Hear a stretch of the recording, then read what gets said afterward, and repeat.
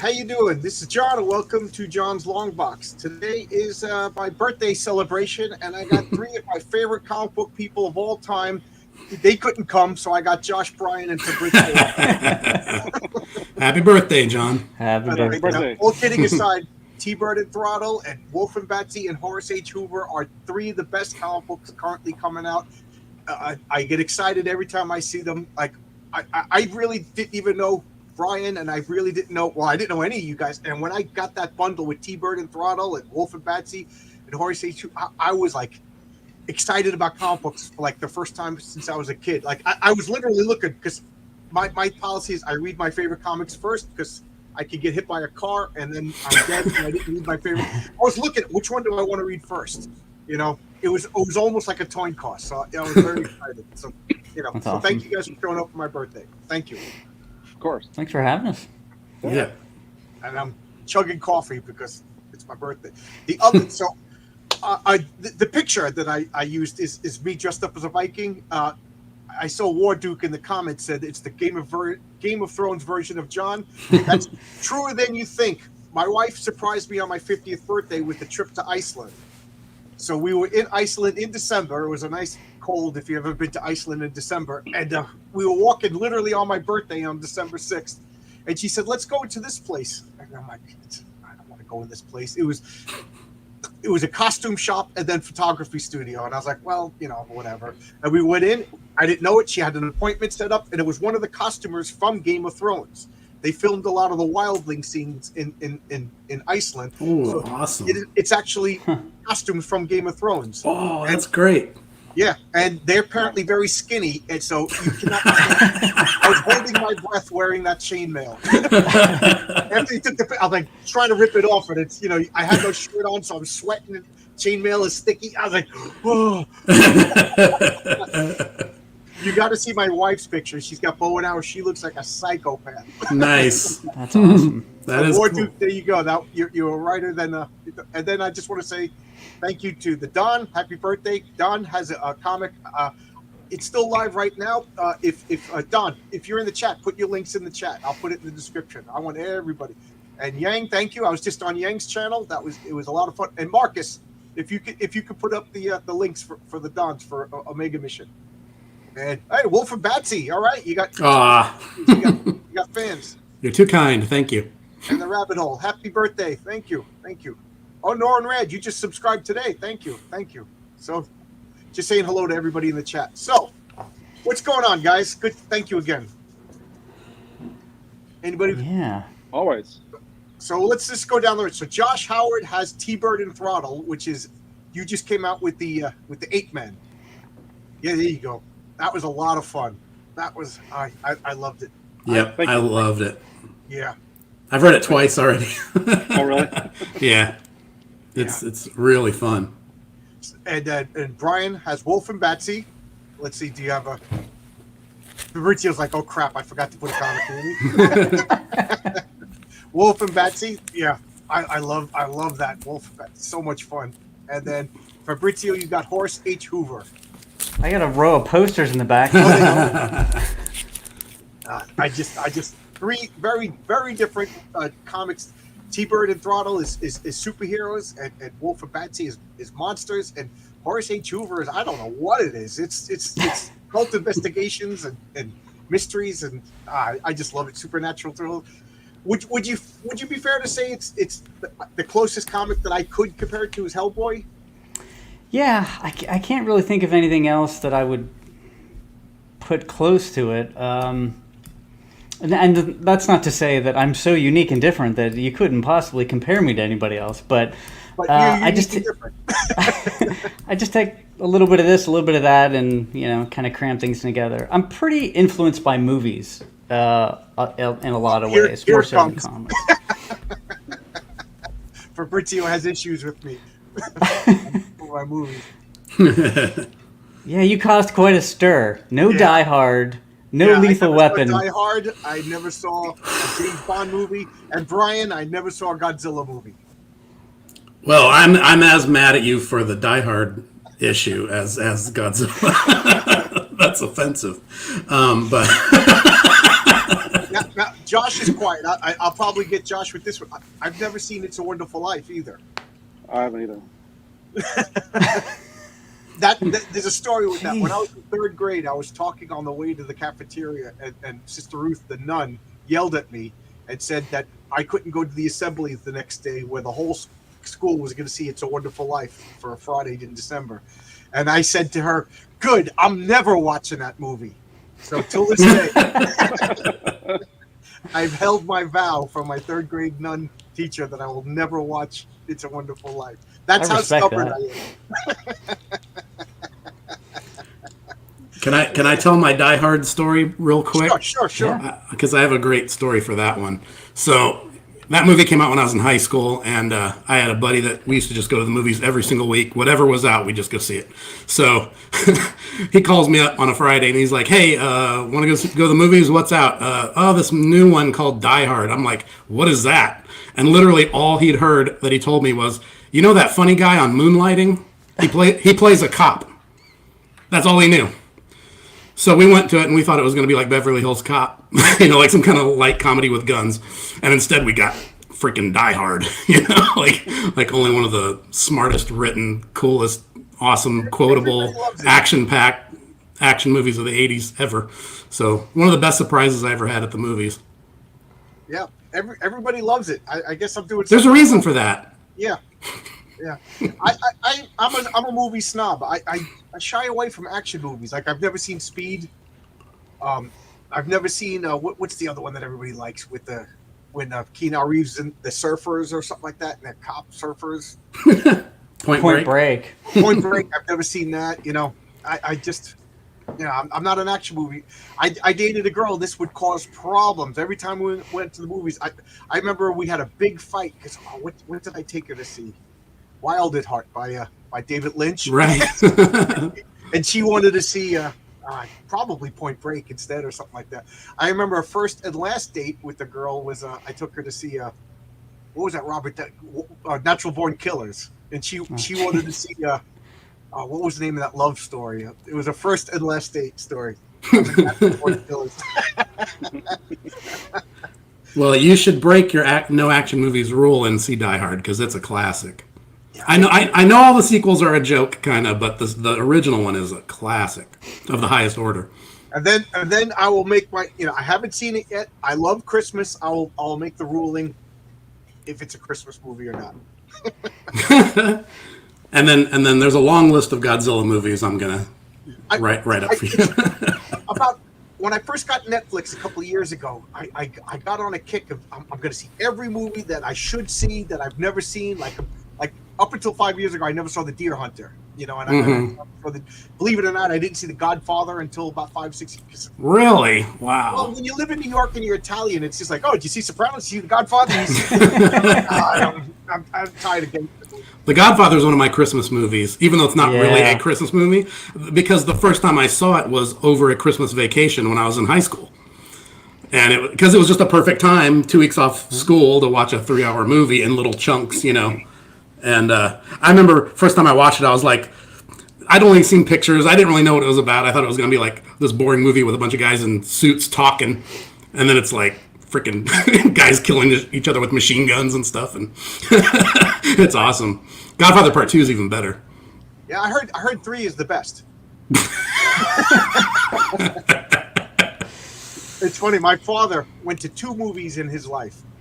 He never, he's a father of 7 kids. He was a telephone man. It's not like we had money growing up. And, he was just like, why go to the movies when I could sit home and watch it on our little black and white TV? He went to 2 movies. The first movie he went to go see was Ishtar. I don't know. Yeah. Famous bomb. The second movie was Godfather 3. And my father was never going to the movies again. Wow, that's bad luck. In defense of Godfather 3, I will say that some of Pacino's parts are some of the best Pacino parts. Now, granted, the rest... And Bridget Fonda's really cute in it. So, unfortunately, Sofia Coppola, there's nothing you can do about that.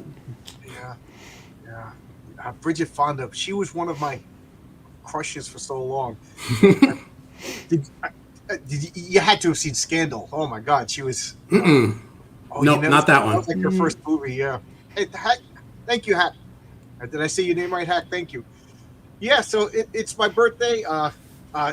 My wife went and did my traditional birthday thing. I'm going to eat a White Castle in front of everybody. I don't know if you guys had White Castle before. Josh, have you ever had a White Castle before? I have not. Oh, you're in It's for a not my treat.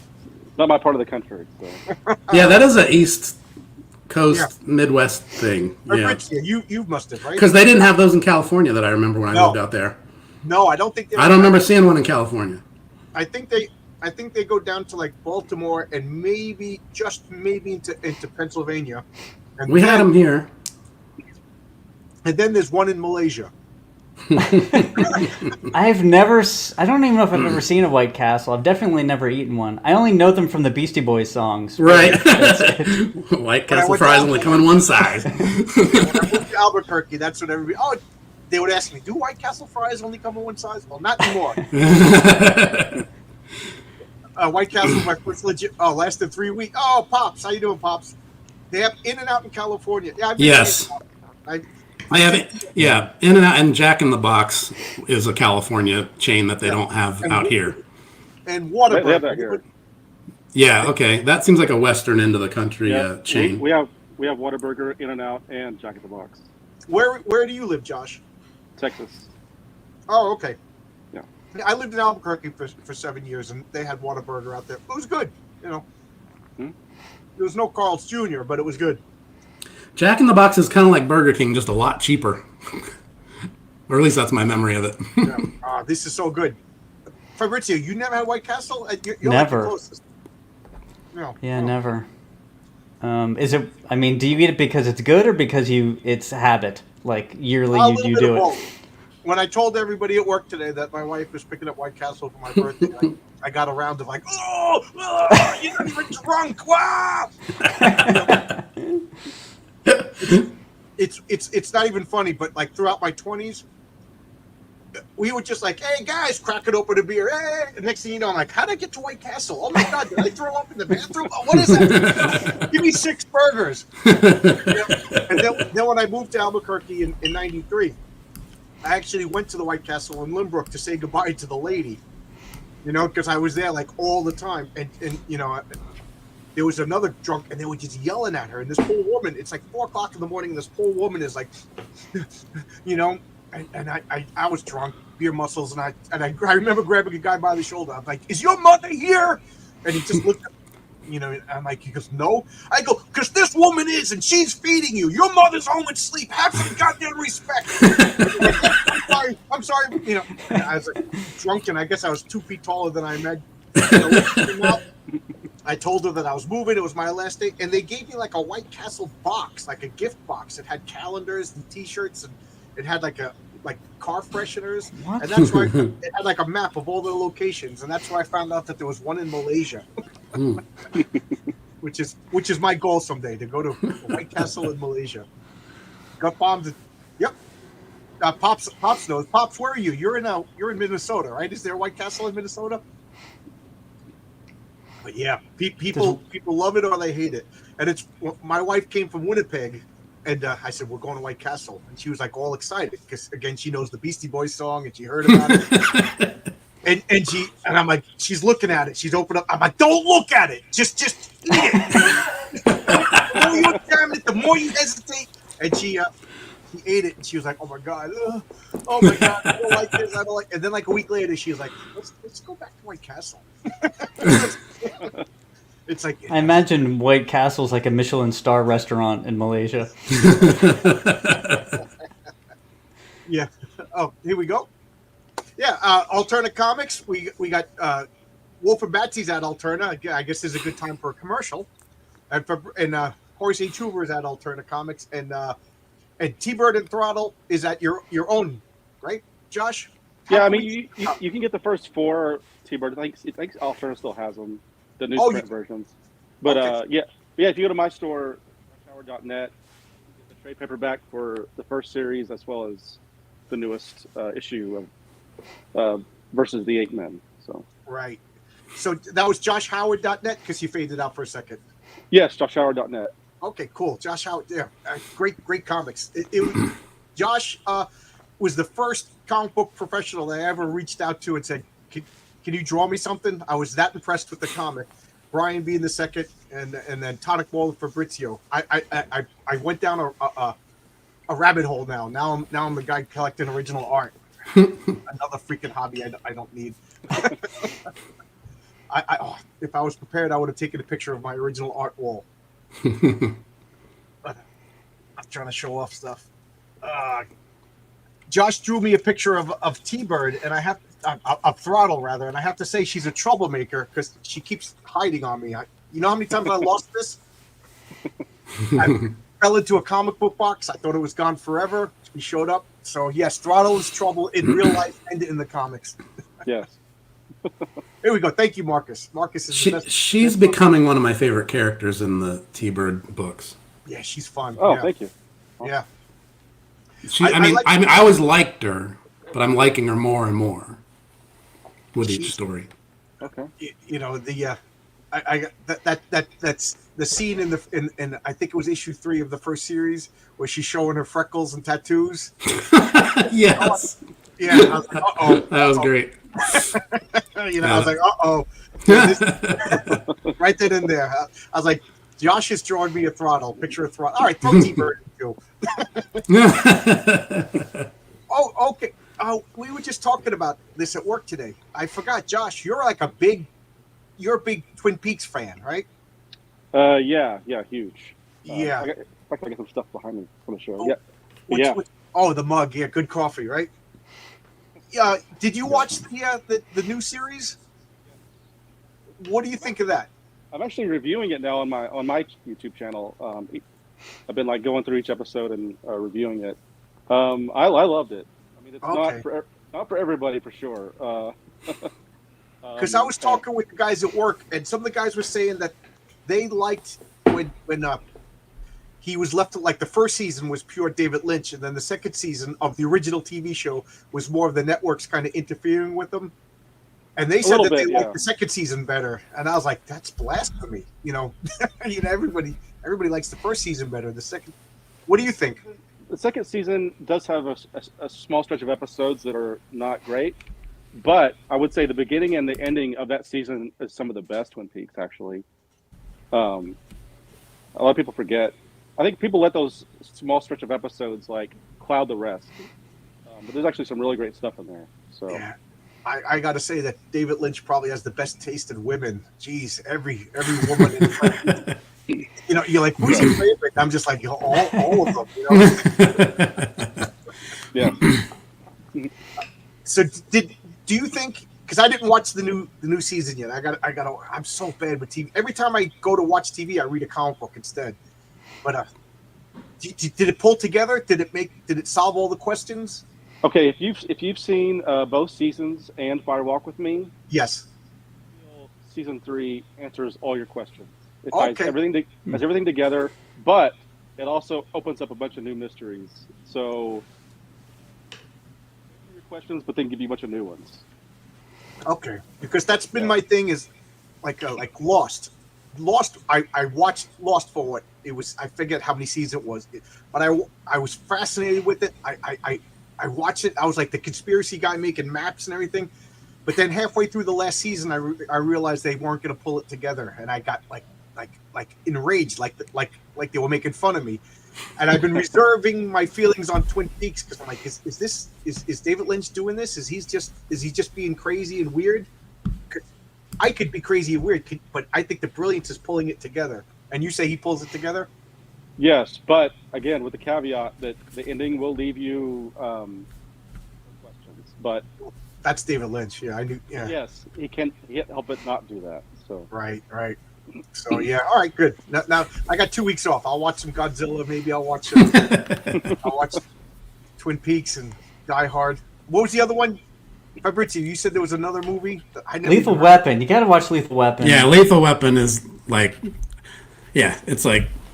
I like Die Hard better, but it's like companion piece almost. They're just they're both from the same kind of 80s buddy action movie kind of mindset. High quality. Yeah. And the I ninth remember gate. they were big hits. They were phenomenal hits. Yeah. And We were there, John. I have that personality when if like, oh, you gotta like this. I resist. Like I didn't start listening to U2 and the band U2 until maybe like a year ago. You know, everybody's like, oh, U2 is the greatest band in the world. You gotta listen. I'm like, I don't like them.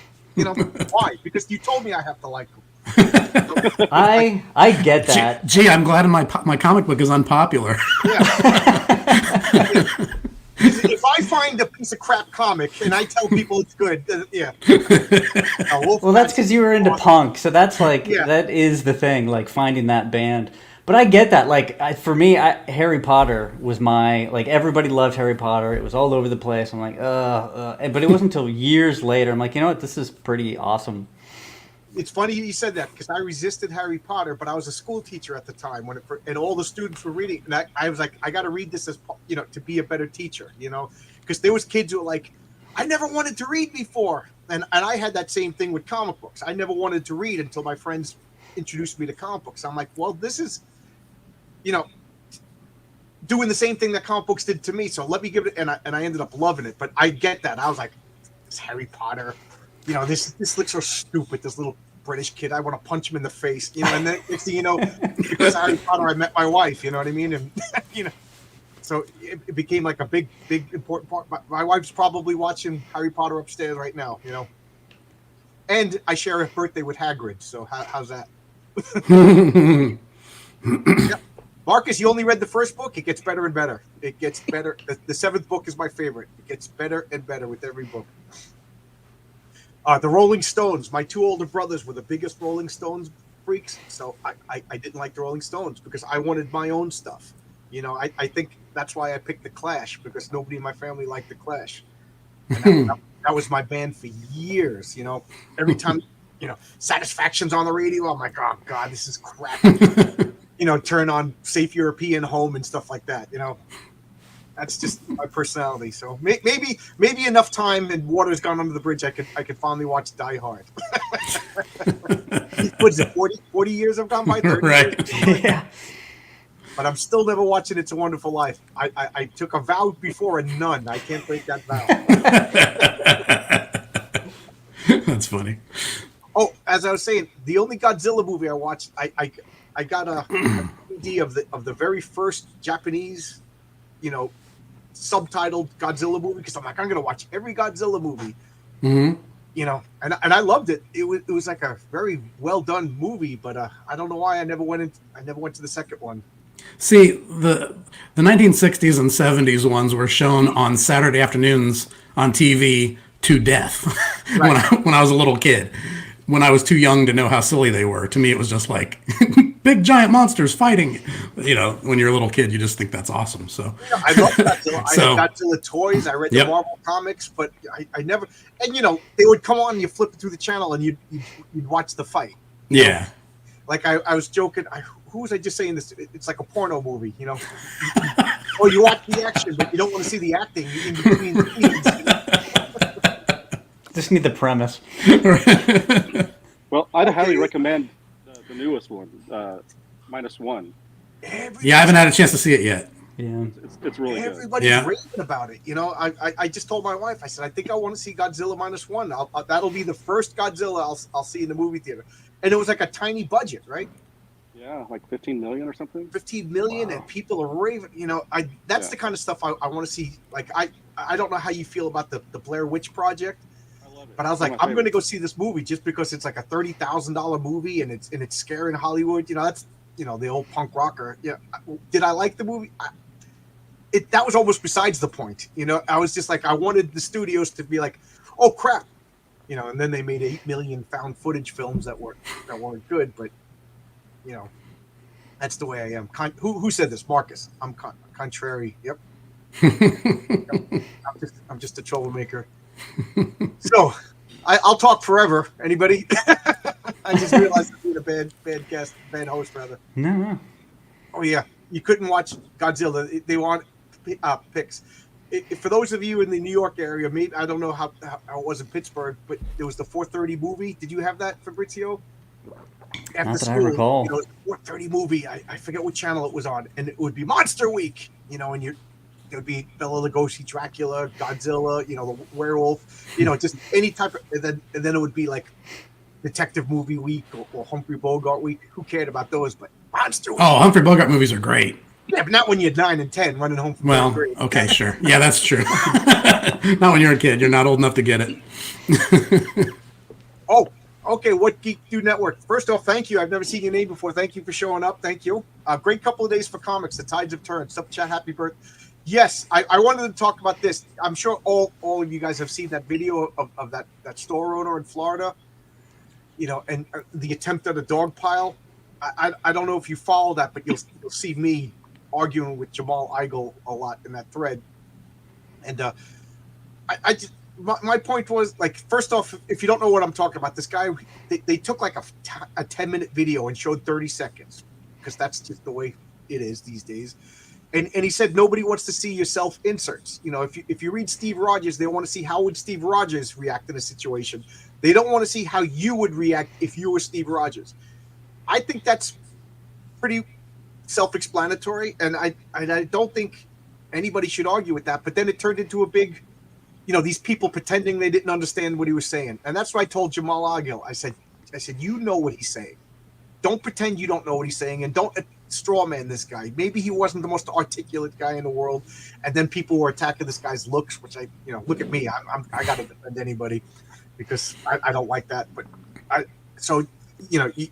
these guys came after me in that thread too, and I said, hey Jamal, how are your comics selling? And he's like, oh, my comics are selling good. I have Wrong Earth. I said, really? I never heard of it. Why don't you come on my channel and I'll help you sell a few copies? Yeah, I just think it's and then what the coup de grace is Mark Millar, who's got to be the biggest name in comic books right now, took him on and interviewed him, and it's just a groundswell of support for this guy, and kudos. Yeah, that is cool. Yeah. That he did that. Yeah, I don't understand it. Like, here's a guy who sells the product saying I can't sell the product because the customers don't want it because of the content. Right. And the people who make the content are saying shut up or we don't like you or whatever. Like what? Like what? Don't you want to sell the content? Like you're going to argue a potential fan into liking it. I don't like it. Well, I'm going to argue into liking it. Yeah. Is that what you're going to do? Right. Oh, sorry to hear that, Jamal. It's Marcus. I what gets me is everybody understood that guy's point. And I had to point out that nobody whose comic book was successful was upset with what that guy said. You know, it was all the people who's like, sorry, I was being facetious because I actually have Wrong Earth, and to be honest, it's not a bad comic. The art is phenomenal. Jamal Aeillo, credit where credit is due, is a good comic book artist. But who besides a lunatic like me knows Wrong Earth? You know, like Jamal, could you crowd surf? Look at all three of you guys. You guys are doing successful, independent comics. You know, and I think all of these people who are arguing, like Ron Mars and Jamal Aeillo, these are people that need a corporate structure behind them to push their books. You know, Mark Millar wasn't afraid. You know, Mark Millar's selling. Mark Millar understands if the comics don't sell, the retailers get frustrated. I know. Didn't everybody for 5 years tell us, oh, you guys aren't the customers, it's the retailers who are the customers. And now they're telling the retailers to shut up. Which sounds like a weird rationalization for, to sell stuff that, I don't know. That's just, it's weird. Yeah. I think the self-insert thing is strange to me because I think most of the fun of writing is like acting in the characters. So I'm going to jump into Horace. Like, just putting yourself into the book doesn't really sound like fun to me. Right. Do you guys really want to read about a fat guy who sits in his basement and reads comic books all the time? Which is funny because I did write that script and sent it to Tonic Bowl, but it's rare. But like my superhero stuff, somebody's going to say that my character, the patriarch, is a self-insert because he has a beard. But if I looked like that guy, I'd be so freaking happy. Mm-hmm. But if I was to write the Fantastic Four, which would, for years, was my dream comic book job, I'm not going to insert myself. I want Reed Richards to become the scientific genius. I want the Thing to do, this Brooklyn Brawler, and the Human Torch is this extravagant ladies' man. You know what I mean? That is cool. But Josh, you created T-Bird and Throttle. Are they self-inserts? Well, it's my own creation, so I mean, to an extent, there's lots of me in it, of course, but like that's why I made my own comic. I'm not taking someone else's character, corporate owned characters, and like doing whatever I want with it. Like I think what's funny about it, that whole video clip, his critique is actually pretty soft in my opinion, because when he says self-insert, like it's not very inflammatory in my view. No, but it's because if he could have gone into like what's actually behind self-insert, which is a huge political ideology, right? I mean, he kept it very, in my view. Right. I thought it was like you said, it was a very mild criticism, and I was hoping you said that because you created your own character. And now let's just pretend 100% that T-Bird is Josh Howard in a comic book. That's fine. That's your creation. You did that. I don't know if Horace H. Hoover, if he's going to pull off his vacuum cleaner head and it's Fabrizio underneath there. But if he did, that's fine. That's your character. But Batman is not Josh Howard or Bryan Baugh. Well, growing up, like the comics, I mean, the indie comic scene was full of books that were like the slice of life, and it was self-insert. It was people writing people about themselves, daily life, or they're ranting about politics or whatever. And that was a part of the indie comic scene, like absolutely the true indie comic scene. But now things are like flipped, and all those comics are now mainstream. Like you're seeing that type of writing in Marvel and DC, where it's just this. Either it's their own sexual proclivities, navel gazing, whatever it happens to be. It's like that used to be like on the top shelf, and now it's like Superman. Stay away from that kid. Yeah. Have you ever heard of a comic called Peep Show? Joe Matt's Peep Show. Mm-hmm. I did a video on. I love that comic book, and that comic book was about a degenerate, self-obsessed. It wasn't even a self-insert. It was him. The main character was Joe Matt. It was, he woke up and wrote about himself. It was pure narcissism, and I loved it. But that was his comic book, to the point where I was almost like, oh, geez, can't you make yourself act a little bit better? You're right. You're making yourself look so bad. I wouldn't even take your hand if I saw you because I know what you did with that. So, but I loved it.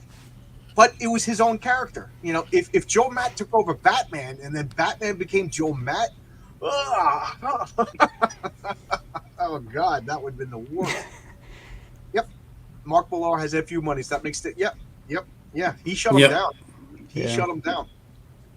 And now he pretty much is like the guy behind Dark Horse Comics. So other people are going to be quiet now because they want to get jobs.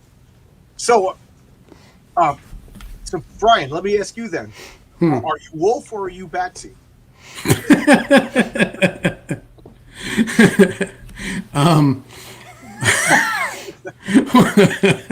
Well, I mean, when I started out, there was a certain amount of what would I do if I was a werewolf in my imagination, but then again, that's like, okay, well then that's not me,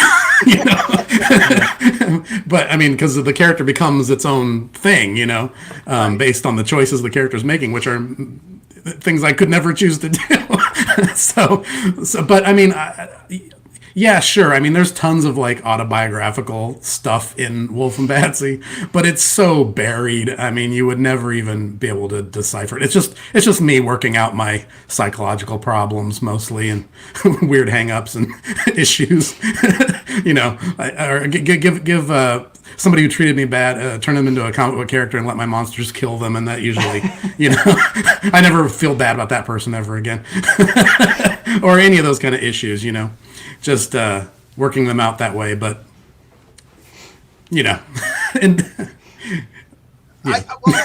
I think again, I don't have a comic book published yet, but you're going to put yourself into the comic book. Let's face it. You're gonna.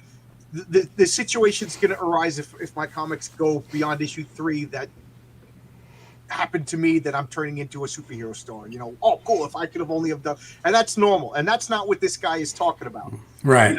And then we got like these baby brain people who just like, well, one of the responses that got me was, then we'd never have Teenage Mutant Ninja Turtles if you didn't want to do. That's not what the guy said. The guy said, make up your own stuff. If you want to write about your own life, write about your own life. You know, Joe Matt, you know, he wrote about his own life.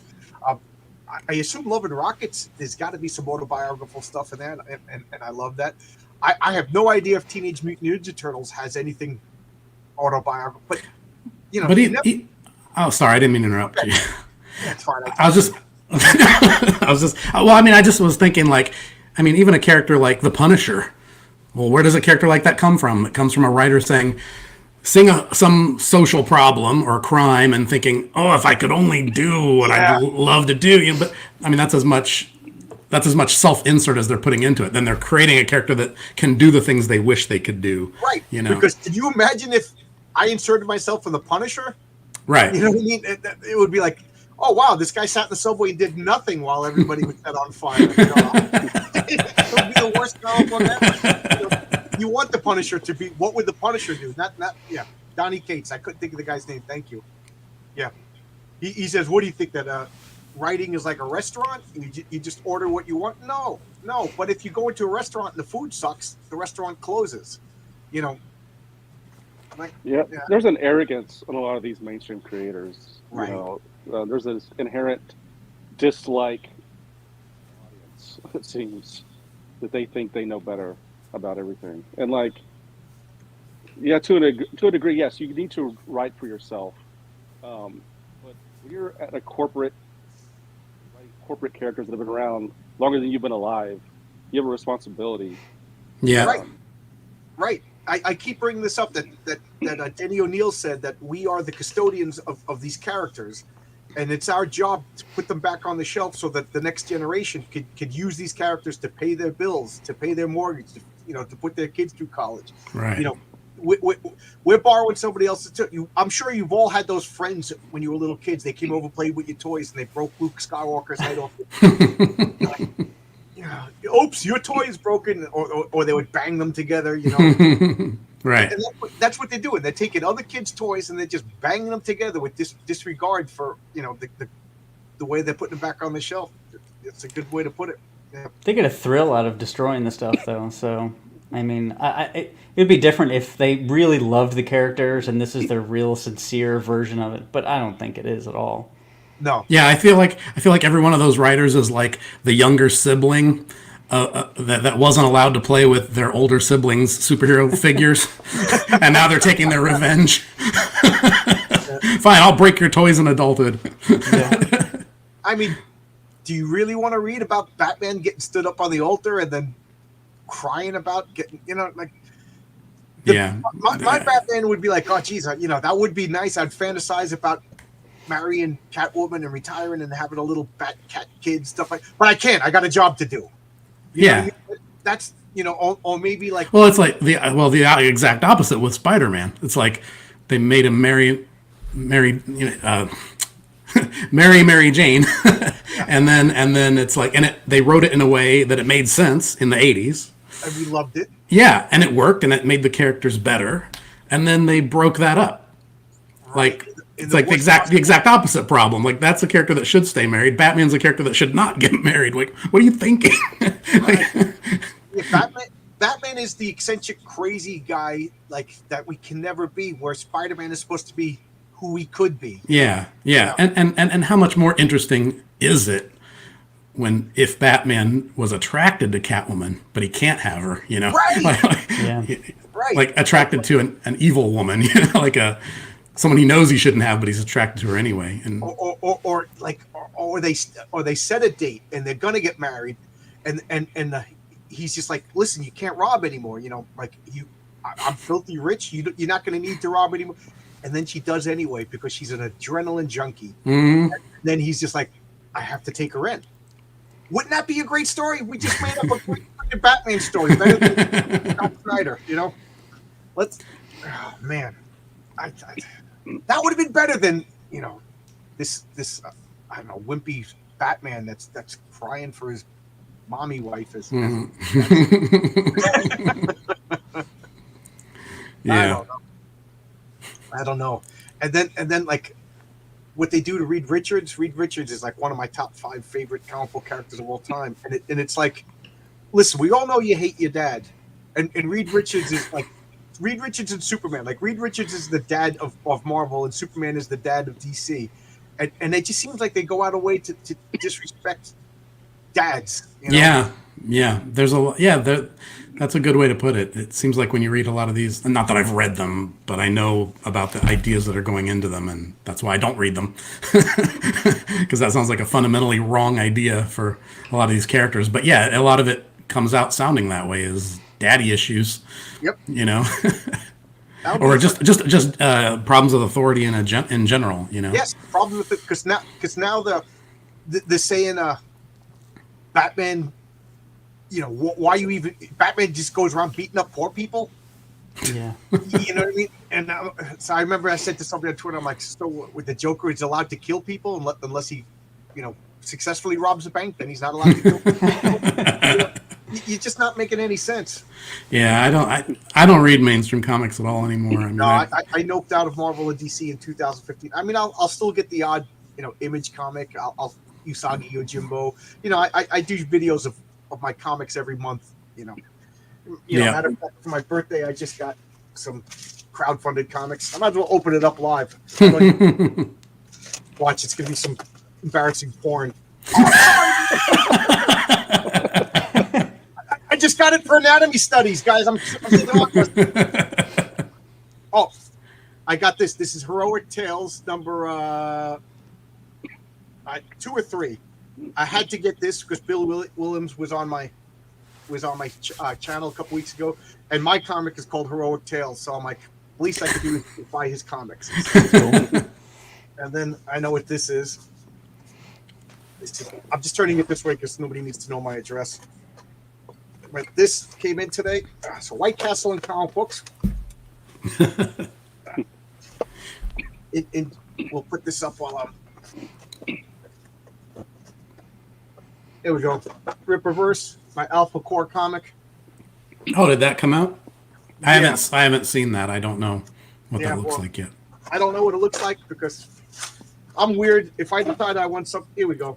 I got the non-metallic regular cover because I'm not a gimmick kind of person, but I'm loyal to Chuck Dixon and Eric. Oh, Chuck Dixon wrote it? Yeah, Chuck Dixon wrote it. I didn't know that. What's his name? Joe Bennett drew it.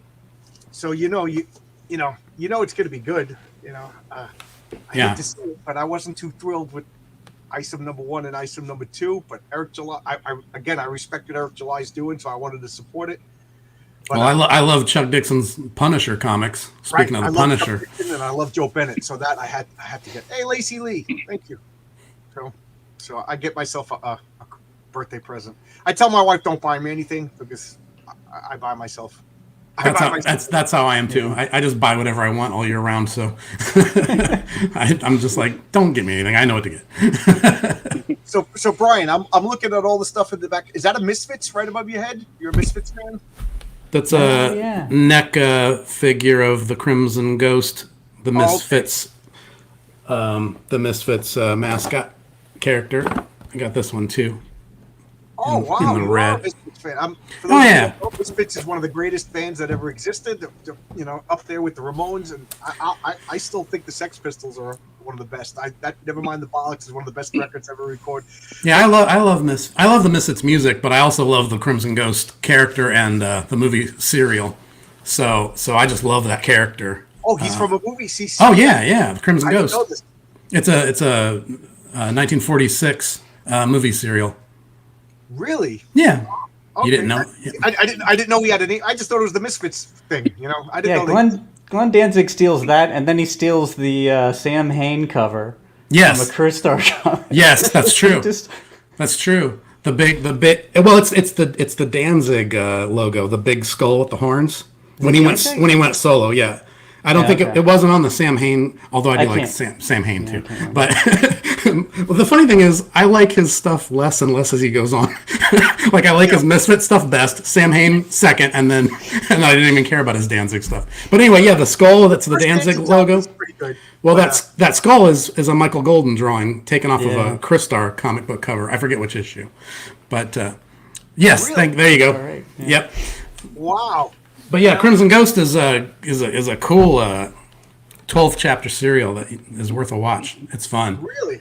Wow, I didn't know I've never that. seen Yeah. it. Republic cereal. Do you remember when Glenn Danzig was going around telling everybody that he was cast as Wolverine? I remember when he was trying to get cast as Wolverine. I remember the Right. talk about that. And Yeah. and one time I saw him at a convention where he literally just walked right through the crowd right past me, and he's Well, physically he would be great for it. right. Yeah. I don't know about his acting chops, Right. but he's the right height. Let's just put it that way. People And he's got the build and the hair. So Josh, are you a punk fan at all? I mean, know- yes, but a little bit later. My favorite punk band is Face to Face. Is which I didn't hear? Face to Face? Your volume went out there. Yeah, We lost your audio there. Hello? Can you hear me? Yeah. What's your favorite band? I didn't hear what you said. Face to Face is my favorite Face punk to- band. Oh, I don't know who that is. They started in the early 90s. That's when I was broke and I probably didn't listen to music anymore. That's when I I was started like my in the early 90s. So Yeah, I'm an old timer. I was there for like the Damned, the Ramones, the Sex Pistols. I remember when Motorhead was like new and Motorhead is freaking great. You ever rediscover a band you haven't listened to it for so long and you're like, oh man, this is so good. I'm going through a Motorhead phase right now Classic. because I know you're more into electronic like music like well, to me it's electronic. I don't know if I'm using the right term. Skinny Puppies, your favorite band? Number one all time. Yes. Fabrizio, what's In your fact, favorite? I have a video coming out about that that's in production, Oh, cool. which I can't wait to release that. What would you say is your favorite band? God damn, my favorite band of all time. This is a I tough know, I one. put you on the spot. And I know Fabrizio and I have been talking about jazz lately. I'm going to go with hardcore or post-hardcore Quicksand. I'm going to have to say Quicksand. Okay. And Josh, what's your favorite? Any genre. You don't have to say punk if you don't. Face to Face is my favorite band. Oh, okay. It is your favorite band. Yeah. Oh, okay. I mean, as much as I love punk, my favorite band is still, ask me tomorrow, I'll change, but it's the Beatles and Led Zeppelin. They're like, it's like my comfort music. If I'm in a bad mood, I put on When the Levee Breaks or something like that. Puts you in a good mood. Marcus is going to stop being my moderator when I tell him I hate Bruce Springsteen. I hate Billy Joel. I to the point when they came on. If I'm at a party and they come on, I go, oh my God, we got to get out of here. This is going to end bad. I got to get out of here. And I know it's like I'm a New Yorker and I hate like the patron saint of Long Island, Billy Joel. Yeah. Oh, I didn't mean to close that comment. Black Flag, Circle Jerks. Circle Jerks. Yes. To the point, when I was a freshman, I went to 3 different high schools. Believe it or not, I was a troublemaker. And in my last high school, I remember coming in and I had a stack of records. I made friends with this kid and I was lending him Black Flag and Dead Kid. And I remember this girl, she looked at me and she's like, this is the freak music. And I never forgot that. And then, not senior year, but the year after senior year, we were at a party or something like that. She's like, oh, John always listens to the best music. And hot girl, she's talking to me and I'm such a stupid idiot. I just go, oh, I thought it was freak music. You could just see her face go like, because I'm that stubborn.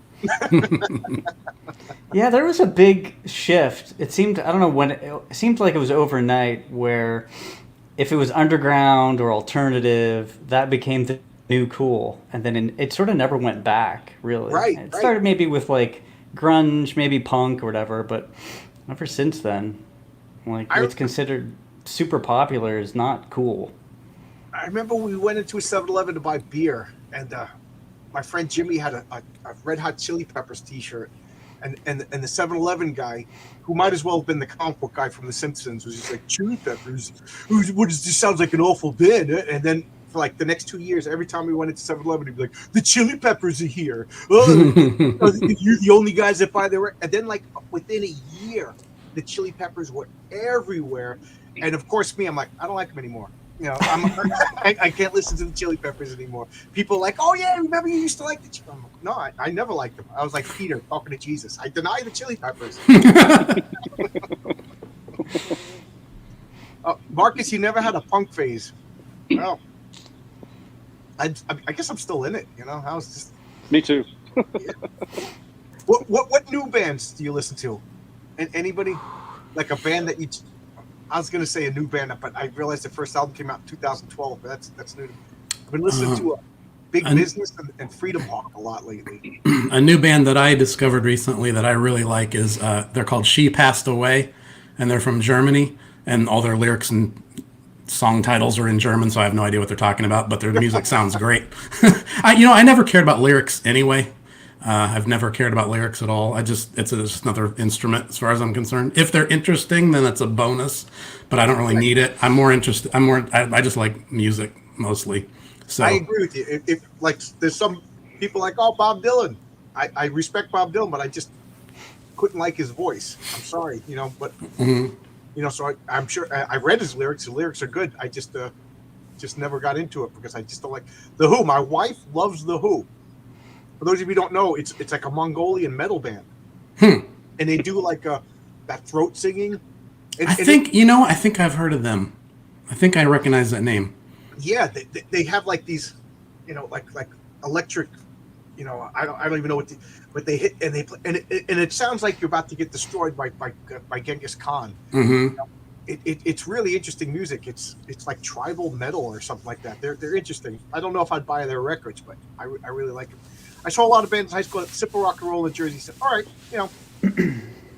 I remember I felt the need to you like Bruce Springsteen, back in my hardcore punk days, but I don't do that anymore. I've found that I can pretty much like at least some band from any genre. So even if it's bluegrass, folk, whatever, I can usually find something that I like for most genres. I went to go see the Butthole Surfers, and they had a band called the Bad Livers that opened for them, and they were a bluegrass band. and they did a cover of a Hendrix song, and bluegrass was always just like a weird, and I fell in love with it. And I came home and I was talking to my little brother who actually plays, like the way I'm into comic books, my little brother's into guitars and everything. And he was like, "Oh yeah, bluegrass is great." It's like I hit the button, and just like I could talk, he could talk about what he's interested in, and we trade records. I didn't like country music until I moved out west. And, guys were like, "Oh, you didn't listen to the right country music," which is about punk rock. Oh no, there's some good punk rock. I'll play some.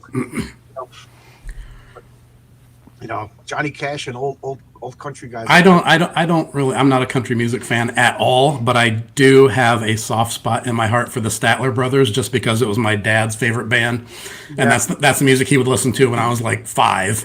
So I hear a Statler Brothers song, and I'm immediately transported back to in the station early childhood. Everybody's smoking and there's no seatbelt. Yeah, that's it though for me on country music. Do you guys ever get ideas from songs? I know you said... Oh, yeah, absolutely. Yeah, because my favorite bands are usually bands that have really evocative lyrics. And man, there are times where just like a turn of phrase, I'm like, I need to write a story about like those 8 words or something. Yeah, that can definitely happen. Sorry, I'm lost my train of thought. But sometimes if I just hear... Even if I'm not paying attention to the lyrics, I'm just listening to the music. Sometimes I'll just get a scene running in my head, like a movie in my head almost, and the images will just. I have to draw that. Yeah. There's a band called now it's Wolf Mother, and they have a song called jeez. It's on their first album, but there's a song The Unicorn, I think it's called. I think is the name of the song, and I was just like, this is a Conan the Barbarian song, and I just thought about it, and I wrote up a Dungeons and Dragons story that we played for 2 years based on that song, and it was so much fun. But we were one session away from finishing it before COVID came, and I'll never forgive my friends. We never finished that session. Okay, now you got me pulling up iTunes and refreshing my memory. Okay, so there's a group called Lonesome Wyatt and the Holy Spooks. You heard of them? No, I don't know. They have some great lyrics that are all ghost stories and things like that. They had one particular song that, which one was it? It came out a few years ago, so it's been a little while since I listened to this. But they had one particular song that I just wanted to make a comic book out of. But if you like weird lyrics, check out Lonesome Wyatt. That's cool. The funny thing is, those musicians. Sorry, go ahead. Go again. I was going to talk for an hour and a half. So I was just going to say, it's probably funny that those musicians are sitting around like, I just read this awesome comic. I need to write a song about this. Yeah, somewhere there's a musician chat with four guys talking. Yeah, I read this comic, Wolf and Batsy, and it was like a werewolf. And this T-Bird, this cute redhead was pulling her pants down, and I wrote a song about pulling her pants down. Well, actually, there was a band who put an album about Dead at 17. Oh, really? Oh, wow. Years ago, yeah, it was a band from the UK. It was like a full album. It was like 5 or 6 songs, and I think 2 or 3 of them were about Dead at 17. Wow. And they used my art for their cover. Cool. Yeah. That's so cool. Wow. What band is that? They were called Silo Zane. They're not together anymore, but they're pretty good. That's cool. And you do album covers for why can't I think of it? Candy Vigilante? No, that's okay. Album covers for Osaka Pop Star. That's right. He writes the comic. We're losing you. Too. Could you repeat that? We just lost your audio for a second. Okay. Yes, I do the covers for Osaka Pop Star. That's right. Band. Yeah. But he also writes the comic Sweetie Candy Vigilante, which I also do the covers for. Yes. Right. Yeah, I had to buy the records. I was like, I get like that when I become a super fan. Like when Horace H. Hoover is on the cover of some vacuum cleaner product, I'm going to be having. I'm going to have them in my house. Get Wolf and Batsy, tea cozies. Oh. I just want action figures, and I'll be happy. I joke around, but I'm 100% serious. But I would love everybody over at my house, and I play my superhero role-playing game. And Josh, you make up T-Bird and Throttle, and I trust you to write down their powers, and you don't make them super powerful to win the game. And then Bryan can play Wolf and Batsy, and Fabrizio, you have Horace H. Hoover, and Slurp and Max, and adventure. I put you through some of the bad guys. That would be so much fun. It was great. We record that, have a role playing night, and then make little resin figures for the. Oh man, that would. All right, if I make $250,000 on my comic book, that'll be a stretch goal. I'll fly you all out here. Sweet. Yeah. I'll pay you salary for the week if I make $250,000. You heard it here first. I played a show at the Vertige. Oh wow! What was the name of your band? Man. Wow. You're going. I don't know what that term means, Dan. And thank you for showing up. New name for me. Thank you. Yeah, I'm familiar with him. He reviewed Wolf and Batsy a couple of times on his channel. Did some nice reviews. Didn't you two have a song about one of the Ramones? I don't know. I know the Ramones had a song. I mean, yeah, the Ramones had a song about Motorhead, and then Motorhead had a song about the Ramones. Man at Arms was the name of your band. So you played. He played with Gigi Allen. Is that even possible? I've seen those documentaries. Did you get hepatitis? Good Thanksgiving movie to watch. Yeah, right. I told you, me and my friend, he dragged me to go see Hated the Nation in a movie theater, and we sat through it and watched it, and then Earl and the rest of the band were in the front row. We were like, I didn't want to be close to these guys. Yeah, really. I wouldn't have came. Yeah, really. Spraying down the seats after they leave. For those of you who don't know what we're talking about Gigi Allen. Do not Google him. Do not Google him. That's good advice. Yeah. Yeah. I'm in Pittsburgh, and there's a music store. It's called Aeillo. Pretty famous music comic book shop. And a bunch of bands always come through Pittsburgh, and they'll sign posters and things like that. So there's a huge wall of everybody that signed all the stuff. And then there's a poster of Gigi Allen, and then it's like stained. And we're like, what's up with that? He peed on the poster. That was the signature. Wow.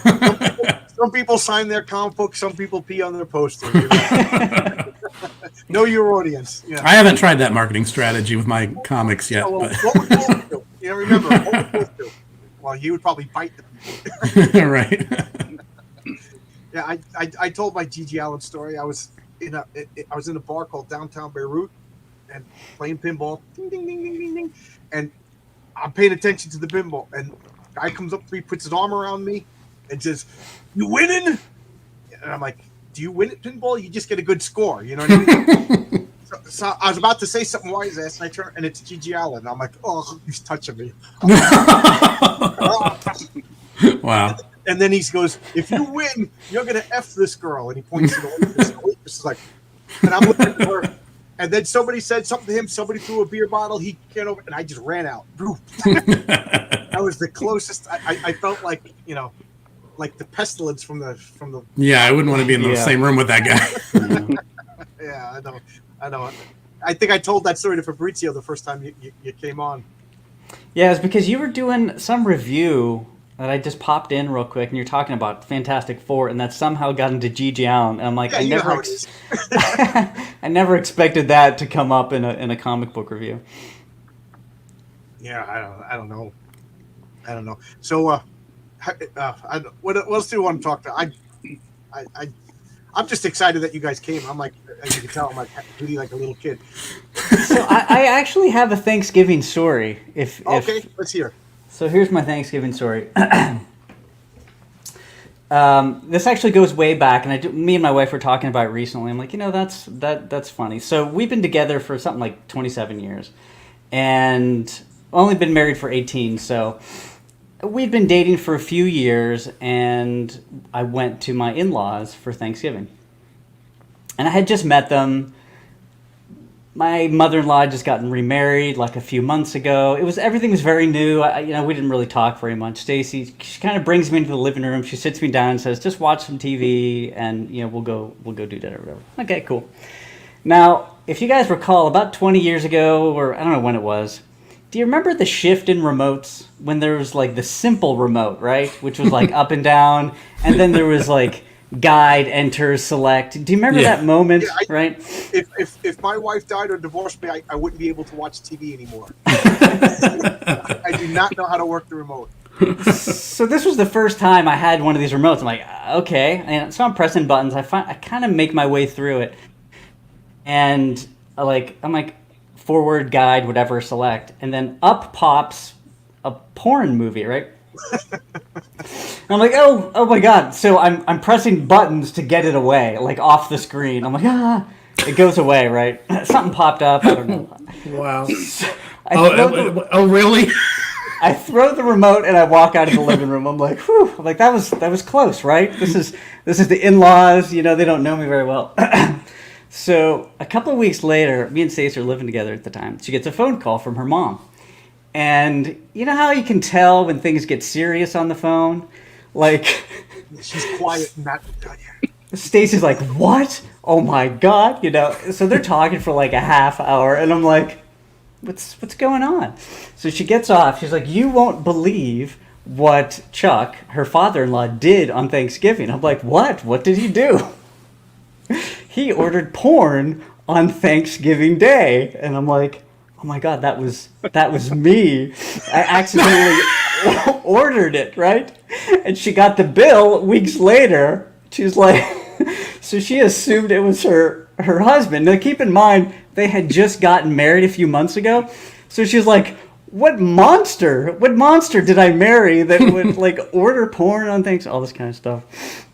So eventually Stacey gets done telling me, she's like, I don't know, we kind of blamed it on the cousins. And I'm sitting there and I'm like, we're not married or even engaged. Do I tell her?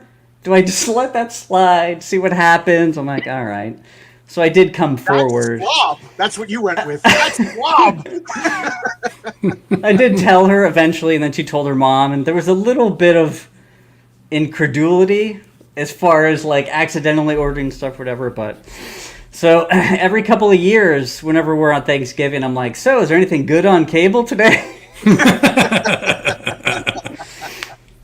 Yeah, it's funny that you said it because when I was in Albuquerque, I was teaching at a preschool, and it was funny because during the day I was teaching like pre-kindergartners, and then at night I was working in a bar, and I always used to joke that at the end of the days I would talk the same because there would be drunk people. I'm like, well, use your inside voice, pinch the waitress's butt, but you can't do that, you know. But so I was like broke all the time, you know, paying off student loans, and I was, you know, 2 part-time. So the parents would hire me to babysit their kids, you know, because a lot of the kids were autistic or whatever, and like we had a rapport. So hey, my buddy Pete just showed up. How you doing, Pete? Thank you.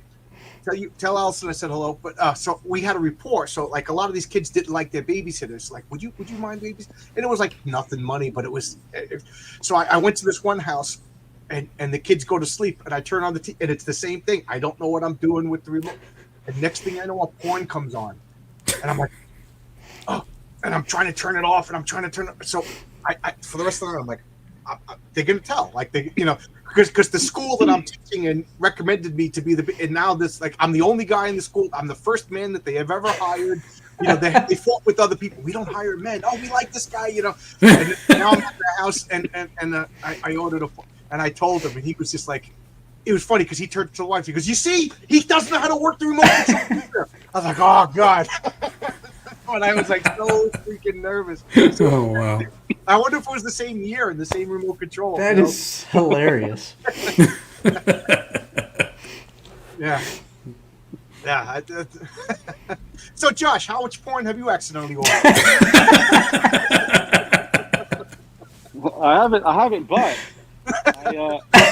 I got detained in Canada Oh, for supposedly smuggling porn, which turned out it was just my sketchbook with this, like, you know, girly drawings in it. What? It was a whole ordeal. how long ago was this? 15 years ago. Oh wow! Because my wife and I, we went to her brother-in-law lives in Toronto. We flew out to Toronto. Oh, no, we flew out to Vancouver when her mother died, and I had to come back early for work. And my wife stayed to clean out the apartment and sort through photographs. You know, all that sad stuff you got to do when a parent dies. So I'm coming back from work, and it's a Sunday, and I go through the TSA and everything like that. You know, and I'm aware, even though like Canada is like America's suburb, it's still a foreign country, and I really don't know the rules there. So I'm trying to be on my best behavior, but I get to the gate, and I realize I left my wallet at the TSA. You know how you take everything out? So I didn't have my keys. I was like, oh, crap. So I go back, and they're like, you know, you got to go through TSA again. So they actually let me out of an emergency exit, and I had to go back, and I had to go to TSA, and I had to go through the line again, you know, and then they brought out my wallet. So now I'm like ticked off. And I was like, I got like 4 minutes before the flight, and I'm running to get the flight. And I go to the information lady, and she's on the phone, and just like you said, you know how you could tell there's something serious going on. She's like, oh, yeah, and I'm waiting. I'm trying to be polite, and then finally I'm like, I'm gonna miss my flight. Where is it going? And she goes, I'm on the phone, and I just go, I don't give a shit. I gotta get my flight. You know. She just yelled at me, and she's like, oh, you know, sometimes people have lives. And I go, if you don't like your job, quit. Just tell me where the freaking gate is. And she called the cops, and the cops had me up like they were put me in handcuffs. Like, this is not the United States. Wow. So they were going to ban me from Canadian Air Canada. And so I said to the woman, they brought the airport manager of Air Canada out. I'm in handcuffs, and they're like yelling at me. And I said, you really want me to stay in Canada? Because I could just get on this plane and go to the United States and never come to this stupid country again. Shake your head. She's like, just go. So I'm banned from Air Canada. That's pretty good. Yeah. Wow. How could they argue with that? Yeah. Just let this lunatic get out of here. They look at each other, they're like, Yeah, he has a good point. Like, you want me staying here? I'll stay here. Where do you live? I'll go rent a car and hang out in front of your house. Let this lunatic leave. So, any porn or international incident stories, Brian? My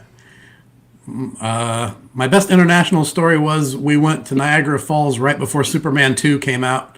And then when Superman 2 came out, all of us little Ohio family went, "Ooh, we were just there last week." That's my best story about Canada. You're not truly American until you've been banned from Air Canada. Canada's getting weird. Canada's a weird country. Yeah, so I don't. That's my wildest story about Canada. I was there right after Superman saved Lois Lane when she jumped off Niagara Falls. Yeah. Man. So we've been talking for well over an hour. Anybody want to say anything? Even though it's my birthday, I still got to go to work tomorrow, so I'm going to be going to bed soon. Well, let me ask you a question, John. Sure. What's the best birthday gift you ever got? Oh, good question. Oh, I have to say, my wife gave me half the money to buy Uncanny X-Men #1. Wow, nice. We went to it's one of my very first showcases. It's not in the best condition, but it's good enough for me. If you open up the old comics, there's this Joe Koch warehouse. It's in Brooklyn, and I've seen this warehouse in 70s comics for forever, and I still see him when I look at old comics. And my friend Mark said, "Hey, you want to go to the Joe Koch warehouse?" And I was like, "Yeah." To me, that was like going to like Count Dante or Sea Monkeys. It was an ad in comics that I've always seen. I'm like, that's a real place. So he picked me up. We drove down to Brooklyn. Count Dante. You know what I'm talking about, right? Yeah. So we're in the warehouse, and it's funny because you blow everything up, and it's like a small warehouse in Brooklyn, and they were just like, "Yeah, walk around," and we spent all day just looking through comics. There was like, they knew the order, but I didn't know. So you were like discovering stuff. And there was one box, and we pulled out the box. They had Fantastic Four #1. They had X, like it was all the. Whoa. And I'm like, am I allowed to? They were bagged and boarded, but I'm like looking at this short box full of like, it had to have been like $1 million worth of comics. I'm not even saying 100,000. And I'm like getting nervous as I'm touching, and the guy goes, "Oh, you found the good box." It just keeps on walking, And I looked at that Uncanny X-Men, and I was like, I got to buy this. So I came home, and I'm like, yeah, I want to buy it. So my wife was like relieved. She was like, if I split it with you, because our anniversary is Christmas Eve, believe it or not. We got married on Christmas Eve. So it's like, she goes, that's your birthday present, that's your Christmas Eve, that's your Christmas present, that's your anniversary present. So I was like, you got it. So I drove down there and I bought it. And the kid at the counter was just like, "You're buying this? What a waste of money! I can't believe you bought." Like, this is what the kid tells me, as I'm shelling out a lot of money for a comic book. And so I got all snotty. I was like, "Yeah, well, I have a real job. I can afford it." I would recommend go to the Joe Koch warehouse. And then we went to Brooklyn Pizza. Hey, Allison. Allison's one of my friends. We've been friends since 3rd grade. Oh. Yeah. Oh, wow. So her husband Pete is one of my first guests on the channel. He helped me figure out how to push buttons and talk. So thanks a lot. Here from the beginning.